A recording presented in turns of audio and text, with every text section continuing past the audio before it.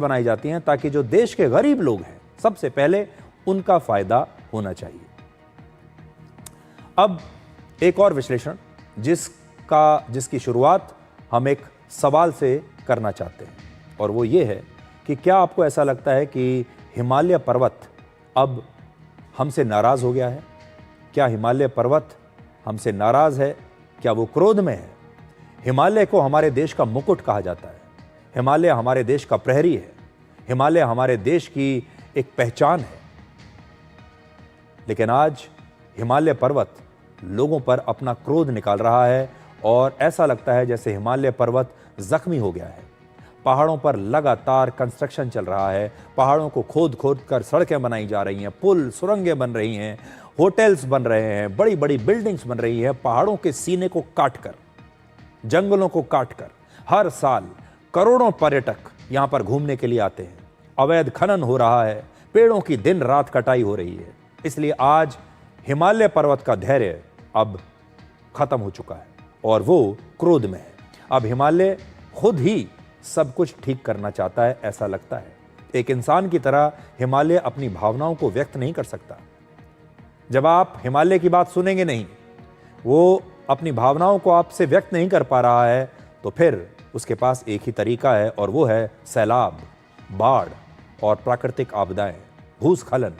ये तरीका है हिमालय का आपको ये बताने का कि मैं आपसे नाराज हूं। और आपने देखा होगा कि हिमालय पर्वत के आसपास जो हमारे पहाड़ी इलाके हैं, उत्तराखंड, हिमाचल प्रदेश, जम्मू कश्मीर, पंजाब जैसे जो इलाके हैं, जो राज्य हैं, वहां पर लगातार तेज बारिश हो रही है, भूस्खलन हो रहा है, बादल फट रहे हैं, पहाड़ टूट टूट कर गिर रहे हैं। जब आप इस तरह की तस्वीरें देखते हैं कि पहाड़ टूट रहे हैं, पहाड़ गिर रहे हैं, तो आपको ऐसा नहीं लगता कि ये पहाड़ आखिर इतने कमजोर क्यों होते जा रहे हैं? ये पहाड़ आपसे क्या कहने की कोशिश कर रहे हैं?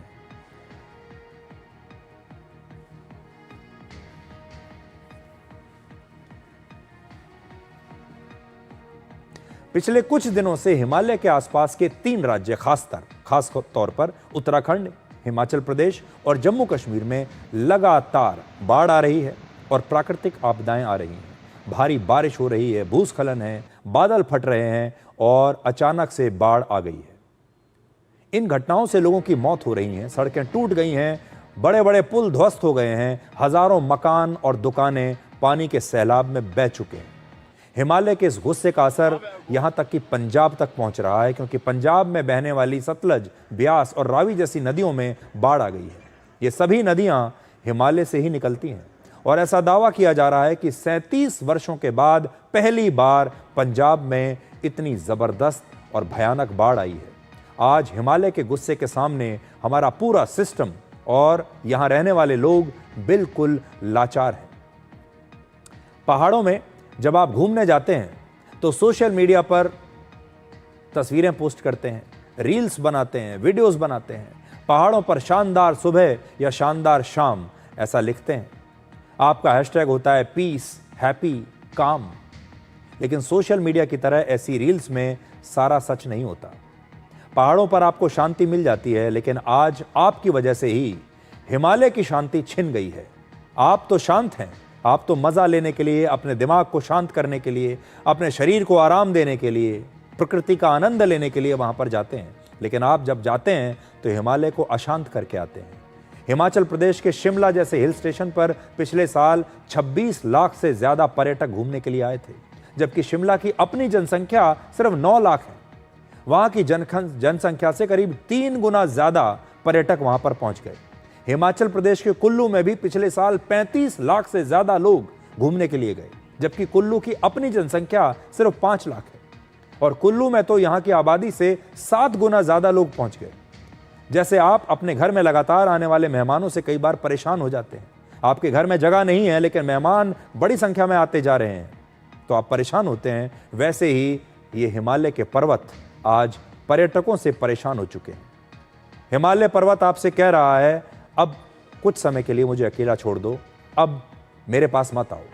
हर साल लाखों लोग छुट्टियों में पहाड़ों पर घूमने के लिए जाते हैं, लेकिन अब हिमालय पर्वत आपसे कहने लगा है कि अतिथि तुम कब जाओगे।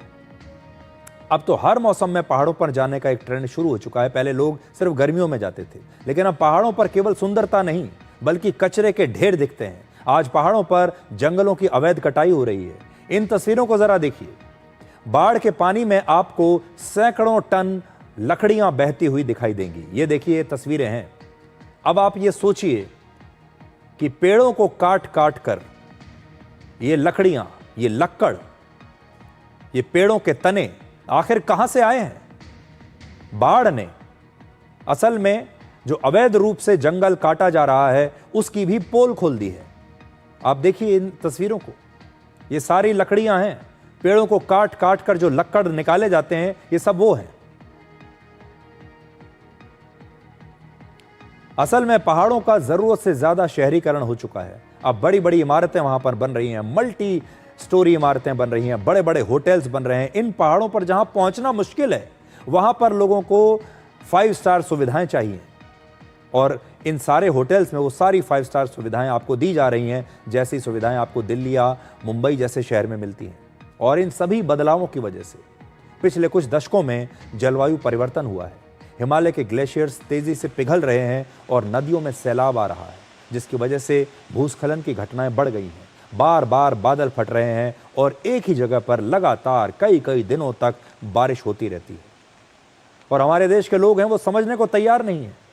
तस्वीरें देखते हैं, हैरान होते हैं और कहते हैं कि देखिए ये तस्वीरें, देखिए ये क्या हो रहा है। लेकिन वो ये नहीं जानते कि इसमें उनका भी कहीं ना कहीं एक योगदान है।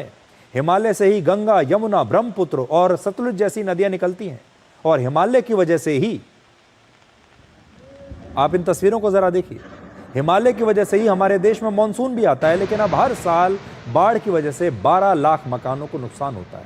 हर साल 5,500 करोड़ रुपए से ज्यादा की बर्बादी होती है। सरकार को अब हिमालय को बचाने के लिए कुछ सख्त कदम उठाने ही होंगे।